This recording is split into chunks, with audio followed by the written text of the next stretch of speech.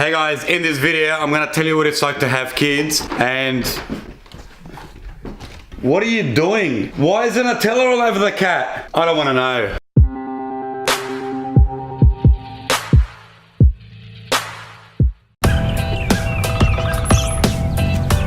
Okay, so here's the thing. Your new baby is born, you know, you're all excited, you're at the hospital, like, yeah, wow, you know, and it is, it's a great feeling. It's probably the best feeling that you'll ever have. When you're holding your own kid, you're like, wow, man, this is amazing. This is like out of this world, right? The funny thing is when you actually take the baby home and you change the first few nappies and you actually see the color of the poo, you're like, man, what the far out?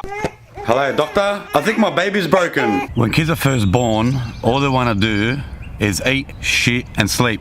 That's it. After you feed it, you burp it, you put it back to sleep. Now, that doesn't seem too hard, unless you can't get the baby to sleep.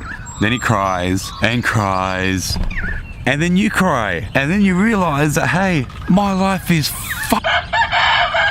But once they go to sleep, you're like, a sigh of relief. And you watch the baby and think, no, how cute, until you hear the sound of crying again. And you think, oh, for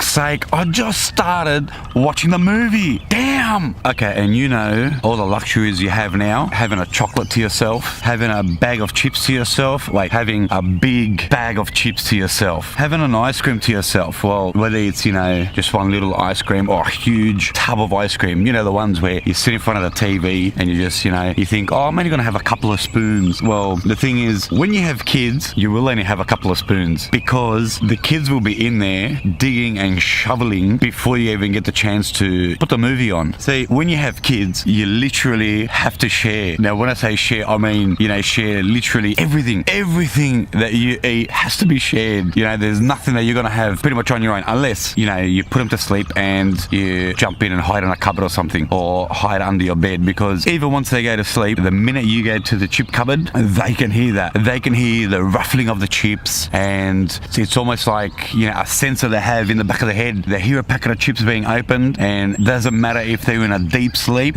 they will wake up. And when they wake up, they will literally tiptoe right behind you, and before you know it, you're sharing that bag of chips. When I say share a bag of chips, what I mean is they get 90% and you get 10% of what you're eating. That's what I mean by sharing. They can eat a lot quicker when it comes to junk food, but you put fruit and veggies in front of them, they will take hours to finish their food. But you put junk food in front of them, bang, within 2 minutes, it's all gone. Surprise! So just as I was wrapping up, this cyclist comes up and he's like, hey, you can't record me. I don't want to be in your video. So I looked at him and said, mate, trust me, dressed like that, I wouldn't put you in my video anyway. And anyway, judging by the outline there, buddy, it looks like you have a small... I don't think you like that very much. But anyway, who cares? Whatever. I'll take you guys to Parliament House now, so we'll go check that out. Okay, so when you're in Canberra, you have to come to the Parliament House because there's not much else to do in Canberra, to be honest. Yeah, that's probably it.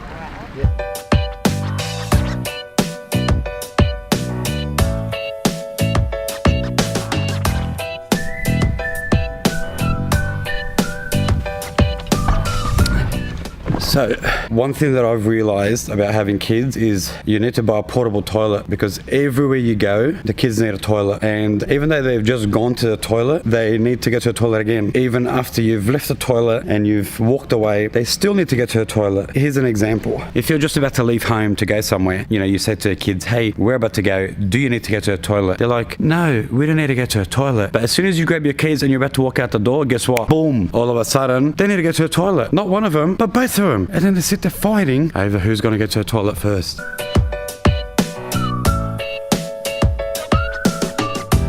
Okay, so before you have kids and you decide to go out, here's how it works. Hey, do you want to go out? Yeah, sure. Grab your wallet, grab your keys, off you go. Easy. Now, when you have kids and you decide to go out, it's like this. Hey, do you want to go out? Sure. 15, 20 minutes, half an hour later, you're still at home, packing the bags, chasing your kids, getting them to put the socks on, getting them to put the shoes on. They put the shoes on, but they haven't put the socks on. So you get them to take off the shoes, put the socks on, put the pants on. They haven't put the undies on. Take the pants back off, put the undies on, put the pants on, put the shirt on. No, that's the wrong shirt. Put another shirt on. That shirt doesn't go with those pants. Take that shirt back off, put another shirt on. Just as you're about to leave, I need to go to the toilet.